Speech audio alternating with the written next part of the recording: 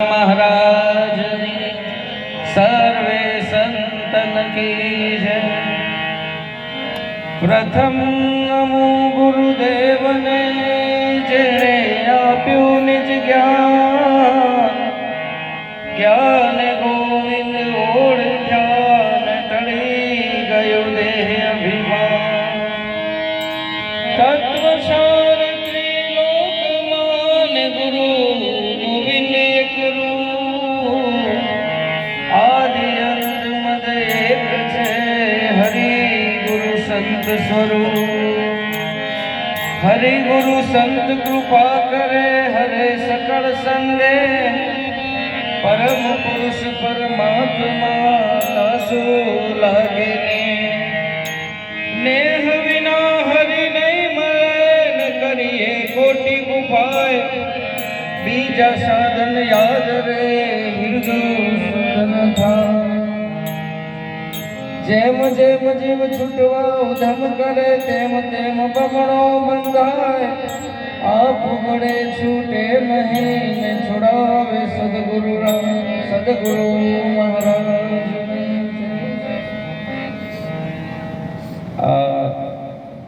भजन महिमा ने संतों परिचय બધા મહાપુરુષ આપી દીધો। આ સાખીમાં કહ્યું કે નેહ વિના હરિ નહીં મળે। ભલે કરોડ કોટી પહેલો તો શું જોશે? સ્નેહ જોશે, પ્રેમ જોશે। હૃદય પ્રેમથી ભરેલું અને ઉમંગ ને પ્રેમ નહીં હોય ને આ એમને નથી લખાયું। મીરા પણ કહે છે પ્રેમ ગલી હતી સાકરી તામે દોન સમાન। પૂર્ણ પ્રેમ હશે અને અમારા પૂર્ણ મહારાજના સાનિધ્યમાં પૂર્ણ પ્રેમ પ્રગટ્યો છે એટલે એમને તાળીથી વધાવો એમના અધિષ્ઠાને। પૂર્ણ પ્રેમનું સ્વરૂપ છે પરમાત્મા અને આપણે એના જ અંશ છીએ।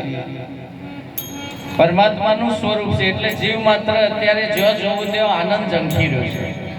તમારું પ્રત્યેક કર્મ જગતના તમામ જીવો આનંદ ખોડી રહે છે। એટલે મૈત્રીજીએ જ્યારે વિદુરજી સાથે સંવાદ ચાલતો ત્યારે પૂછ્યું કે જીવ માત્ર આનંદ ઝંખી રહ્યો છે પણ એને આનંદ મળતો કેમ નથી? બધા જીવો આનંદ ખોડી રહે છે, શાંતિ ખોડી રહે છે, સુખ ખોડી રહે છે, પણ તમે જુઓ જેમ જેમ જીવ છૂટવા ઉધમ કરે તેમ બમણો બંધાય। આપ બળે છૂટે નહીં છોડાવે સદગુરુ। હવે આ દીવા જેવું નહીં કીધું નહીં છૂટાય એવું, આ ગુરુ મહારાજ સિવાય છૂટાય એવું। જે હાથે આમાં જો આમાં વળખા કરવા ગયા છે એ છૂટતા નથી પણ બમણા બંધાય છે। તમે જુઓ જગતના તમામ જીવો સુખના પ્રાપ્તિ માટે, શાંતિની પ્રાપ્તિ માટે, આનંદના પ્રાપ્તિ માટે કેટલો વળખો કરી રહ્યા। રાત દાડો તમે જુઓ તો ધનના ઢગલા થઈ ગયા, ગાડી બંગલા સુખ સંપત્તિ આવી ગઈ પણ હજુ આનંદ કે શાંતિ આવતી। ઘણા બધાને તમે જુઓ કે કેટલું બધું રાત દિવસ કેટલું બધું કામ કરી રહ્યા છે પણ હજુ આનંદ નથી। અને અહીંયા આનંદ માતો નથી, અહીંયા આનંદ માતો નથી એટલે કીધું ને આનંદ ઘડી હેત ભજવા શ્રી હરિ। આનંદ ઘડી હેત ભજવા શ્રી હરિ। મન સંત રે સોભાગી મળ્યા આનંદ ઘડી। મન સંત રે સોભાગી મળ્યા આનંદ ઘડી।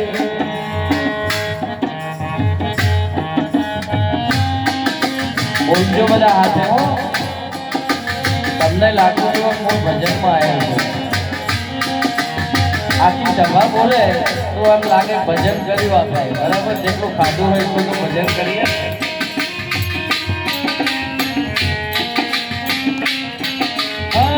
પ્રેમનો પિયાલો મારા ગુરુજીએ પાયો।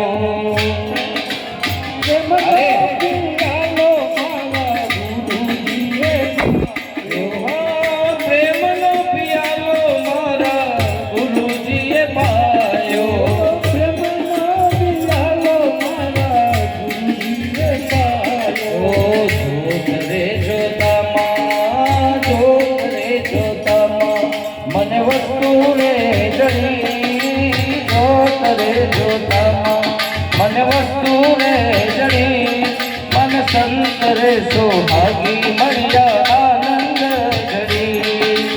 આનંદ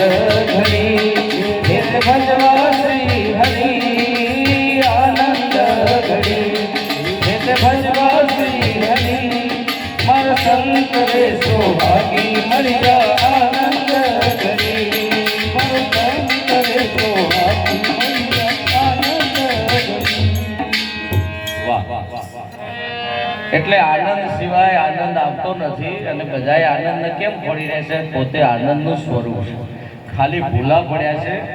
એટલે આનંદ ભીતર જ છે, બહાર કોઈ મળવાનો નથી ને આનંદ સ્વરૂપ છે એટલે બધા આનંદ તરફ ખેંચાઈ રહ્યા છે. તમે જુઓ, અગ્નિ અગ્નિ તરફ ખેંચાય, જળ જળ તરફ ખેંચાય, દરેક તત્વ એમ પરમ તત્વ છે એ પણ એના તરફ જ એનું મોઢું રહેવાનું ને. એટલે આનંદ એ જ પરમાત્માનું સ્વરૂપ છે. એટલે એક શ્લોકમાં શરૂઆતમાં જ કીધું છે, સચ્ચિદાનંદ રૂપાય વિશ્વોત્પત્યાદિ હેતવે તાપત્રય વિનાશાય શ્રી કૃષ્ણાય વયમ નમઃ.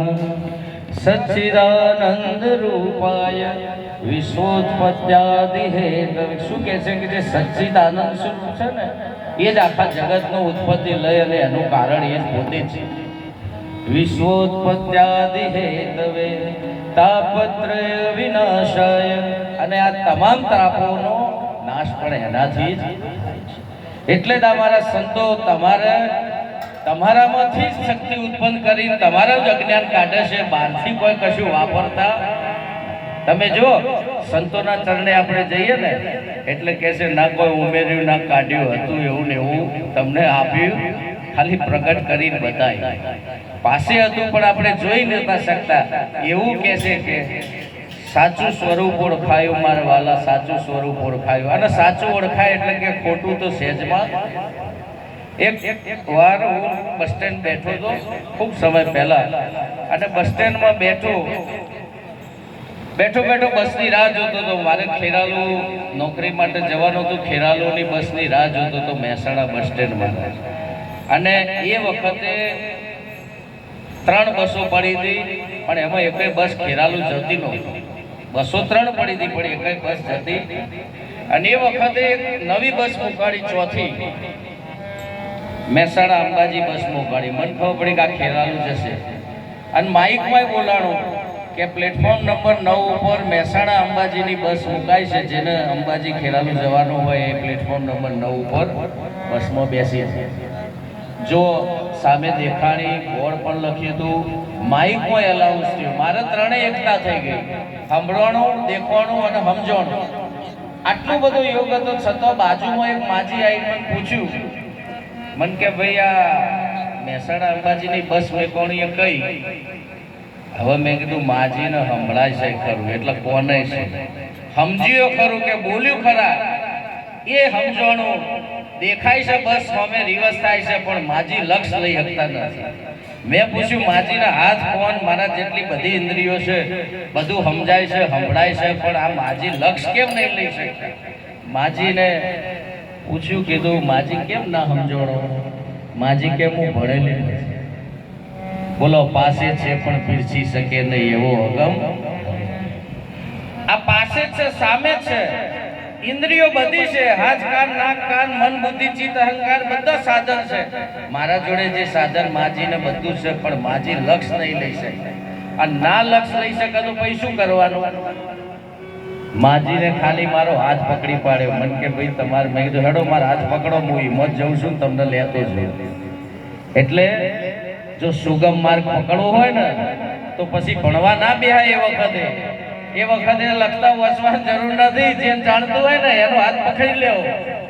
એટલે આપણે ટૂંકમાં પતે, જે જાણતો હોય એનો હાથ પકડો તો એના જેટલો જ પાવર આપણામાં આવે ને તરત જ